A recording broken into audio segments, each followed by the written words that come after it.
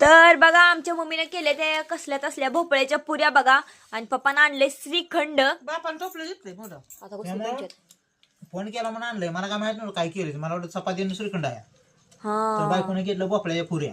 भोपळ्याच्या पुऱ्या तर माझ्याकडे आणि नाही त्या पुढं आहे. हो काय इथं लापशी केली हा हा, सगळं गोड गोडच केलंय. गोड गोड. आज विठ्ठलाची लग्न होती हम्म. म्हणून म्हणलं आपण पण काहीतरी गोड गोड करावं असं खायला. आहे ना? हा आणि इकडं टोपलं भरून पुऱ्या पप्पानं घेतल्या त्या समोर. आता निमो टोपलं संपलंय आता. मी गोड जास्त खात नसतोय. खावंच लागलं आता. त्याच्या पुढं आहे. मी आपलं 2-3 खाणार. पुन्हा काय बोलणे नाही काय नाही. होय होय हा बरं. तरी मला कामावून आल्या कसं काय म्हणली नाही जावा घ्या ना जाऊ काहीतरी शुक्रवार आहे.